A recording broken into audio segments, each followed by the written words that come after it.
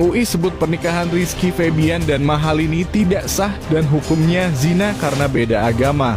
Kabar pernikahan penyanyi Rizky Febian dan Mahalini menjadi tanda tanya besar bagi sejumlah pihak, menyusul dengan perbedaan keyakinan yang dianut keduanya. Rumor ini semakin kuat usai keduanya menggelar 2 kali prosesi pernikahan. Seperti diketahui, Rizky Febian merupakan seorang Muslim, sementara Mahalini beragama Hindu. Pernikahan keduanya juga mendapat perhatian dari Ketua Majelis Ulama Indonesia bidang dakwah dan ukhuwah Kiai Haji M. Holil Nafis. Jadi kalau pada dasarnya wanita muslimah itu haram atau tidak sah dinikahi oleh non-muslim, ya itu mutlak ulama sebagai satu pendapat. Tapi laki-laki muslim itu dengan musyrik orang yang tak beragama, yang menyekutukan Tuhan, itu tidak sah menikah. Tapi menikah dengan orang Yahudi dan ahli kitab ya, dan Nasrani, itu Imam Syafi'i mensyaratkan sahnya harus orang yang taat kepada kitab Taurat dan kitab Injilnya. Tapi merupakan hal yang lain, boleh saja orang Muslim laki-laki itu menikah dengan ahli kitab yaitu Nasrani dan Yahudi. Itu pendapatnya dari Maliki, Hanafi, dan Syafi'i. Dalam cuitannya di akun X, Holil Nafis mengunggah berita tentang Rizky Febian dan Mahalini yang akan menikah. Dalam tweetnya itu, Cilil Nafis menyebut bahwa dalam Islam pernikahan beda agama itu tidak sah. Dia juga menyebut bahwa pernikahan beda agama merupakan zina. Nikah beda agama kalau menurut Islam itu tidak sah. Sedangkan pemerintah itu hanya pencatatan nikah, bukan mengesahkan akad nikahnya. Kita melihat bahwa adanya satu kontroversi antara suami dan istri yang beda agama melakukan pernikahan. Ya, pernikahan beda agama. Nah, di sini kan lihat bahwa peraturan pemerintah menolak sebenarnya. Ada beberapa kontroversi nih. Menolak adanya pernikahan yang beda agama. Harus disatukan dulu nih agama mereka, baru bisa menikah secara agama. Sekarang ini banyak nih orang menikah di luar kota, di luar negeri, di Bali atau ada di Singapura. Setelah itu baru adanya putusan mereka menikah, dibawa ke Jakarta, ke Indonesia. Nah, di Indonesia sendiri tidak diakui sebenarnya. Bagaimana pengakuannya? Nah, ini kan unik sekali nih. Bagaimana pengakuannya seorang yang sudah menikah di luar negeri dengan beda agama datang ke Indonesia? Tentu tidak bisa melakukan atau tidak bisa didaftarkan di Duscapil. Itu kan masalahnya di sini, karena tidak bisa dilakukan. Sehingga kita melakukanlah penetapan.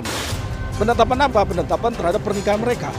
Di mana? Di pengadilan negeri masing-masing punya domisili. Misalnya Jakarta Timur, Jakarta Selatan, atau Jakarta Barat. Nah, itu mereka memberikan penetapan.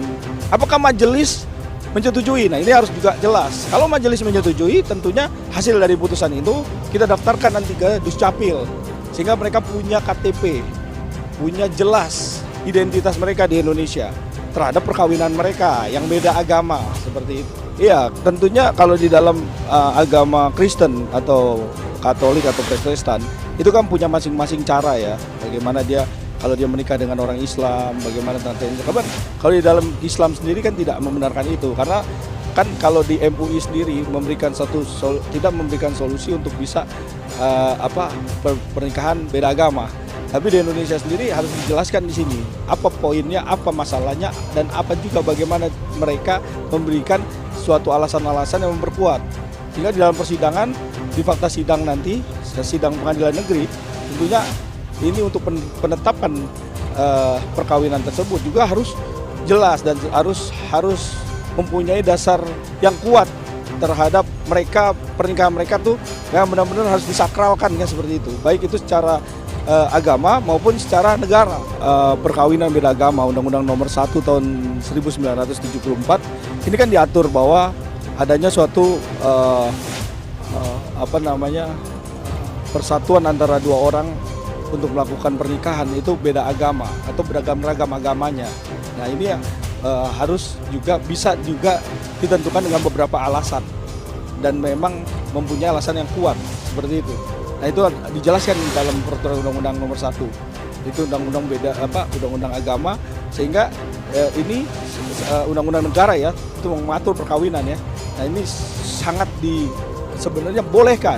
Tetapi ini kan menjadi kontroversi terhadap MUI kan, seperti itu.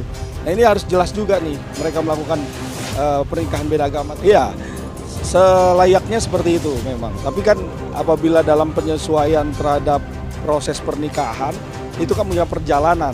Bagaimana menerapkan agamanya masing-masing.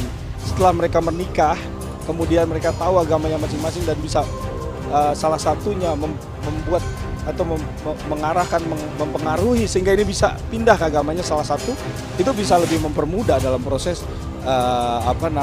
pengakuan terhadap di negara kan gitu seperti itu.